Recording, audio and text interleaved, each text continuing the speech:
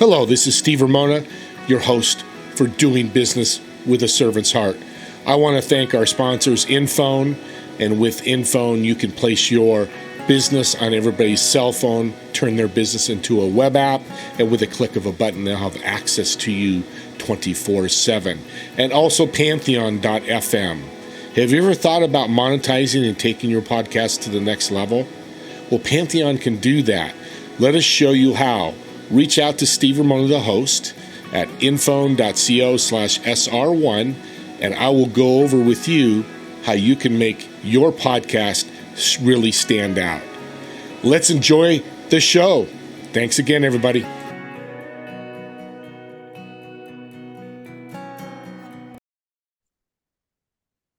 Welcome, everyone, to Doing Business with a Servant's Heart podcast. This is your host, Steve Ramona, and I'm pumped up today because my guest is a veteran.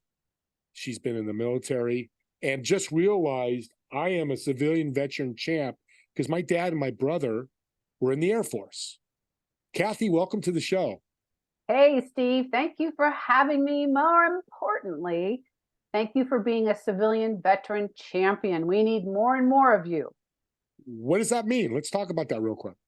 Okay. Civilian veteran champions are people who develop mutually beneficial activities and services that promote quality of life, workforce, and community, going beyond thank you for your service. No action is too small. It's the intentionality, the awareness, the development of trusting relationships and support that goes beyond words and is centered on actions. There you go. That's it. I love it because action is, there's nothing with words. If there's no action, there's nothing happens. And yep. I love that. And I'm proud to say, I'm going to say it again, as a civilian veteran champion, because I do support the military and all that. I want to get into your background. You have a very cool background. Well, thank you. The Cliff Note version of my life that, certainly shapes my perspectives, my passions, my life's calling to equip civilians to become veteran champions.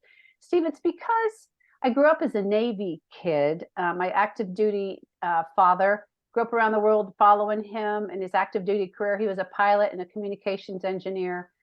Interestingly, he was born in Pensacola, Florida, attended a French-speaking kindergarten in Paris, France, graduated from high school in Keflavik, Iceland after moving in the middle of my junior year, where I had the strongest sense of belonging I'd ever known after 7 years.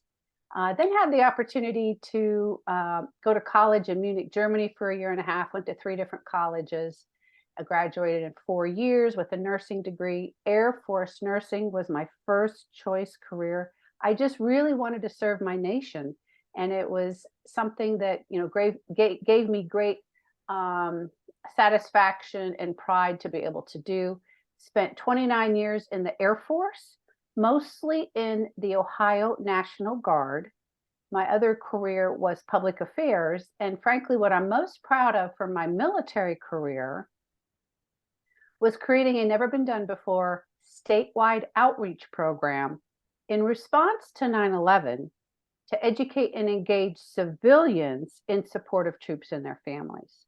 So when I retired at the end of 2016, I started Vanguard Veteran to continue this important work because it's not something that we prioritize in our society. We're not good.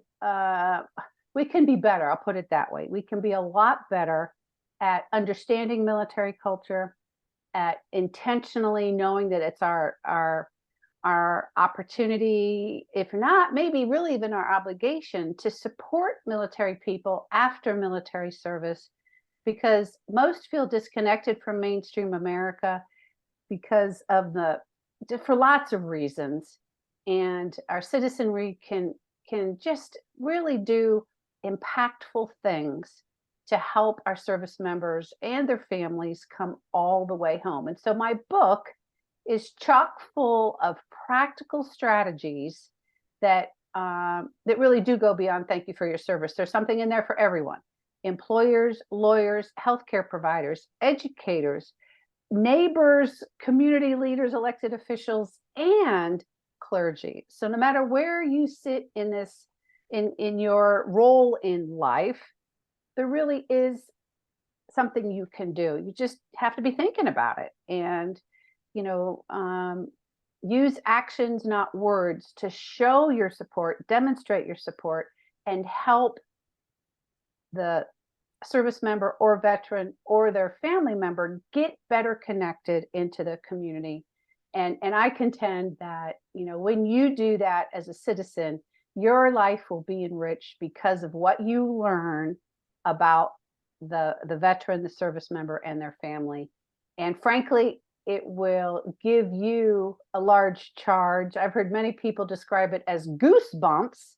They get goosebumps because they know they're doing something that's impactful for those who serve and sacrifice and do so much for us. It's really meaningful work for the civilian, and the veteran and their family, really appreciate it and I need it. love it. Yeah, I love the name Beyond Thank You for Your Service. What's the impact on the veteran when civilians start taking this on and get educated?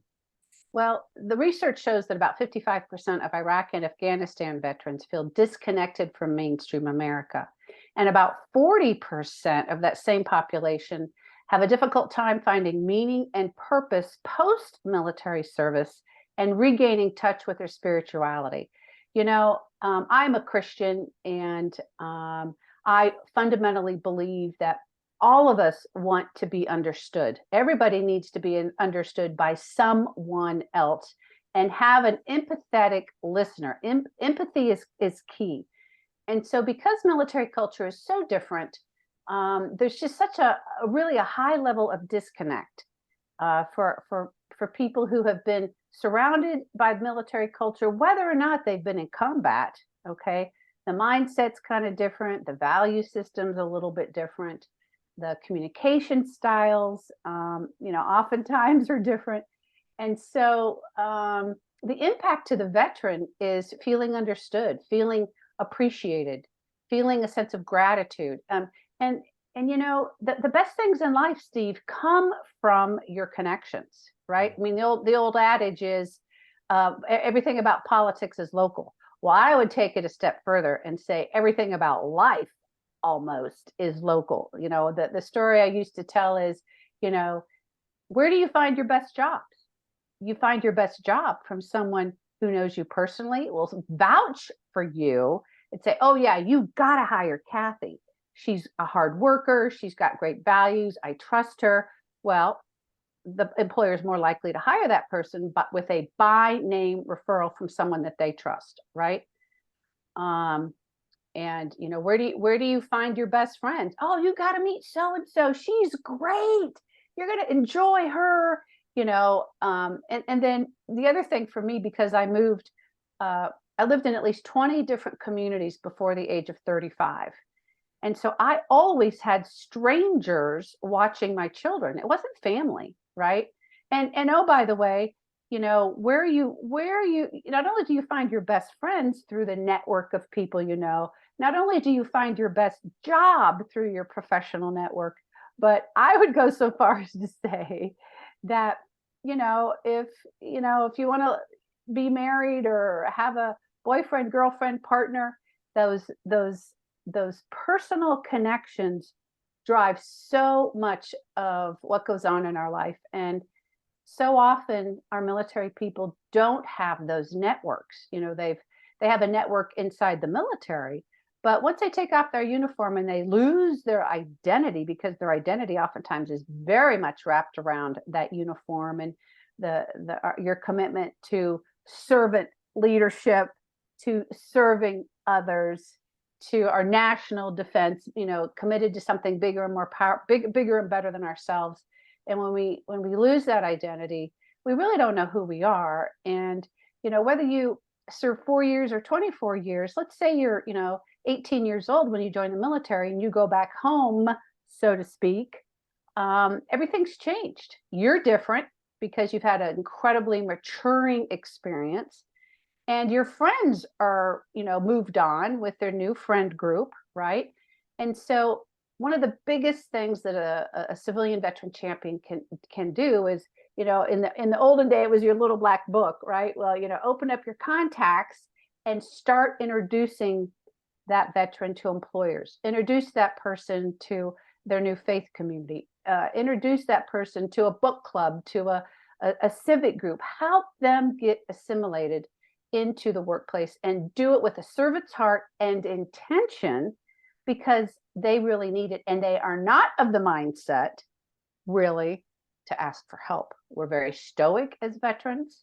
We Americans typically are that way anyway, but stoicism is very much a part of our culture. And we don't, we're not trained to ask for help. Seeking help in any way is just not part of our DNA. So the more aware a citizen is, the more they can help, and the more you will improve the quality of life of our veteran. And by so doing, I contend, and research shows it, improve our communities, because the veterans are typically the football coach, the baseball coach. They help their neighbors. They donate to charity. And, oh, by the way, they vote and they care about the direction of our democracy, right? So it's really a win-win, So that's why my tagline is, I invite you to join the Veteran Champion movement and be a part of the win, because you will win when you're a part of the Veteran Champion movement, and the veteran, he or she, will definitely benefit and win with your involvement and your support. So it sounds like this book will help you communicate with veterans too, because I hear that, oh, I don't know what to say, PTSD. Is that part of the book as well? Well, in the very back, I offer tips on how to connect with veterans and what to say to a veteran who is struggling, right? Yeah.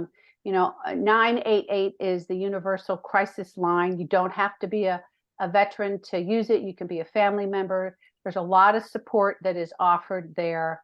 Use it early rather than late. And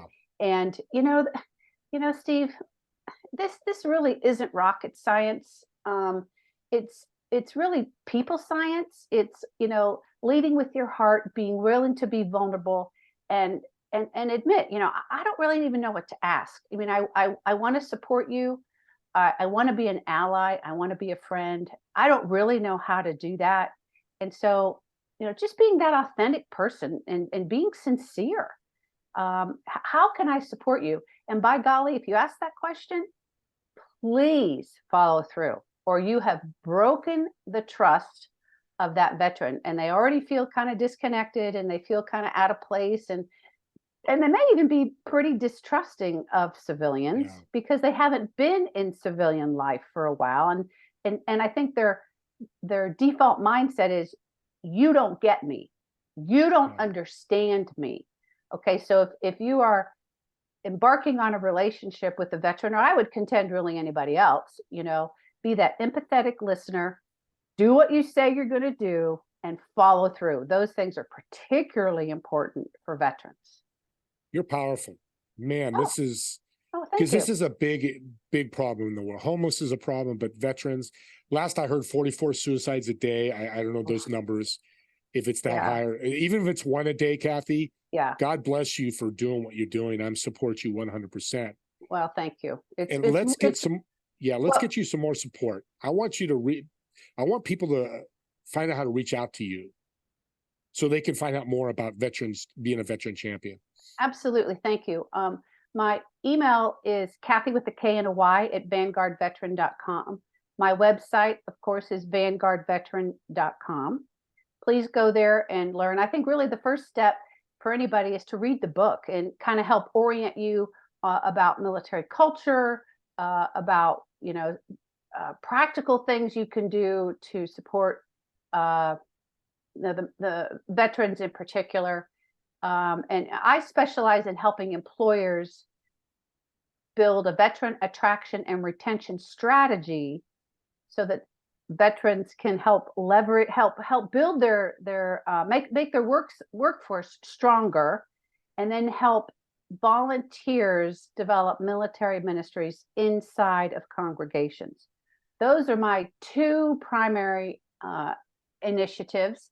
And through the military Ministry, I offer a monthly coaching call at 7 o'clock Eastern Standard Time, the first Sunday of every month. If you have any curiosity about it whatsoever, hope you will join me. I come alongside you and help you build them. And then certainly love to talk to an employer, predominantly manufacturers, small to medium-sized manufacturers. That's my sweet spot because I think it's a tremendous marriage for the manufacturer and for the veteran to work in that setting.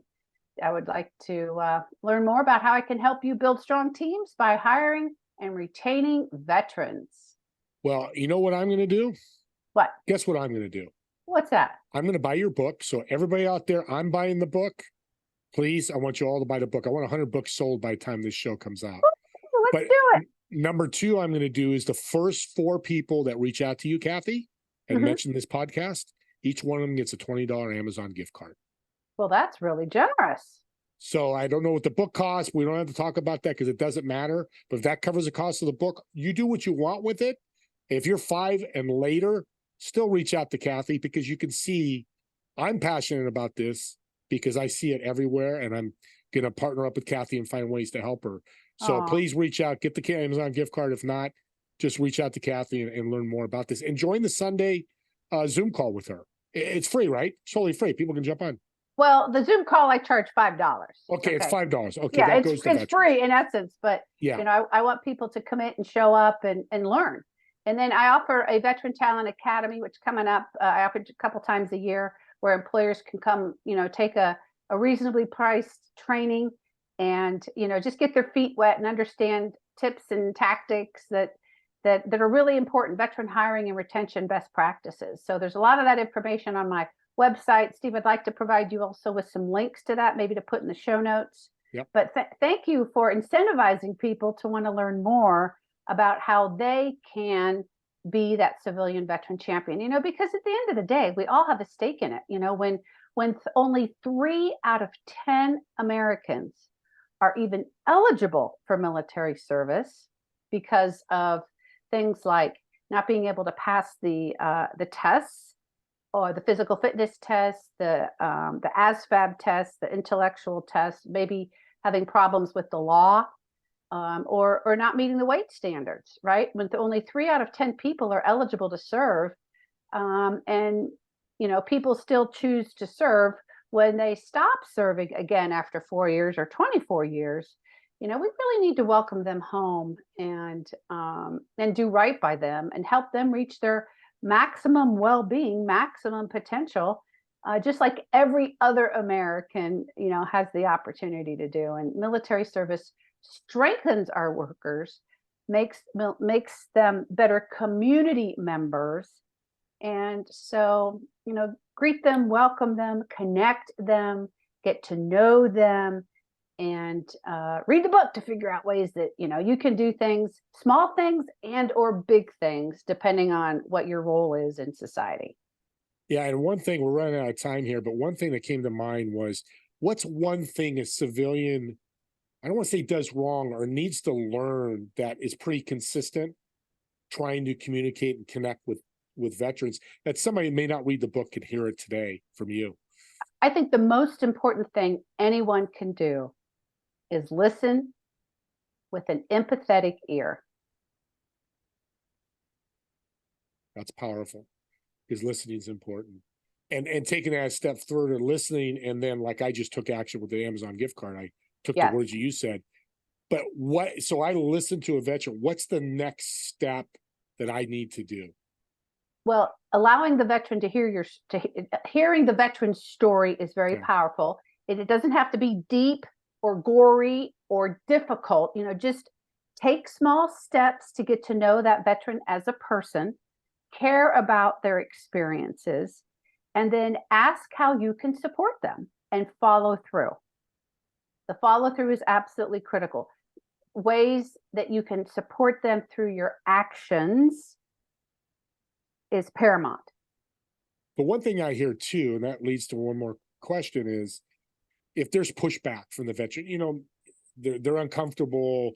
They're like, I want to talk about, how does a civilian handle that, the negative situation? Well, it's not negative, but you know what I mean. Well, if the veteran is not ready to be in relationship or is uncomfortable with the questions you're asking, just pause, just, be sensitive to how deep you go. Let the veteran lead you through the conversation. Just like anybody you're starting to get to know, start with small talk, right?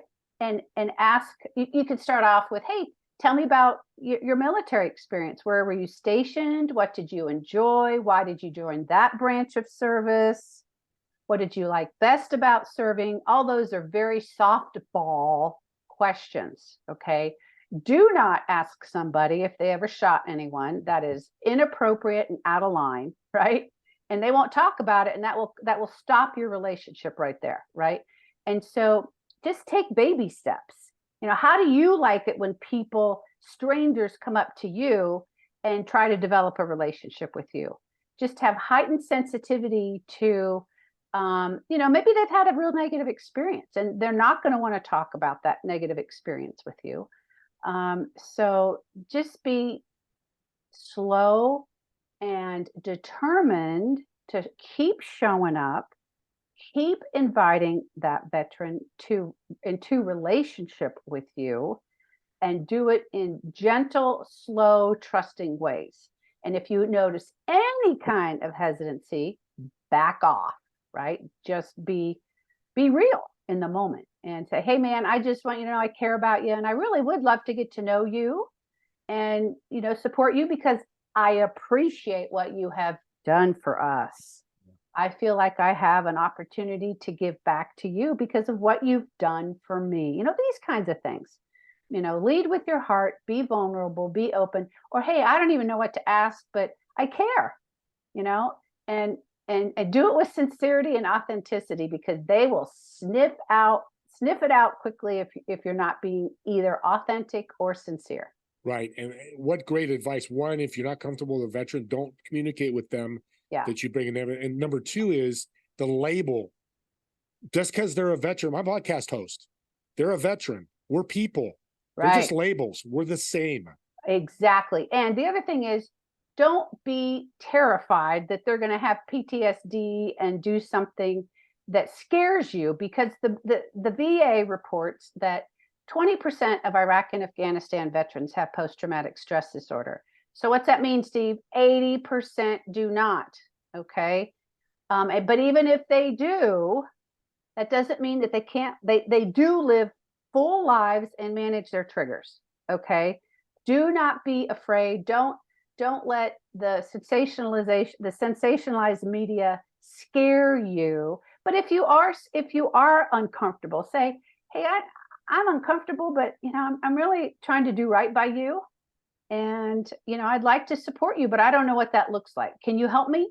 And even if the veteran says, nah, I got this, keep showing up, appropriately, not to smother, right? Be sensitive to cues. I mean, this is just good, one-on-one relationship building.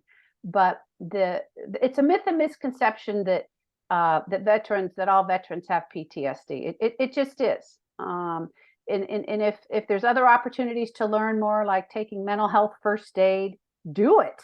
By taking suicide prevention courses on your own, do it.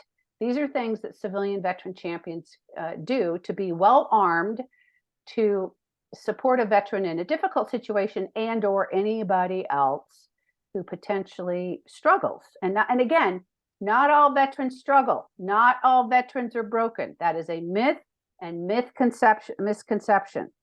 Abso-freaking-lutely. Well, it's a hot topic, and we're going to bring you back for part two.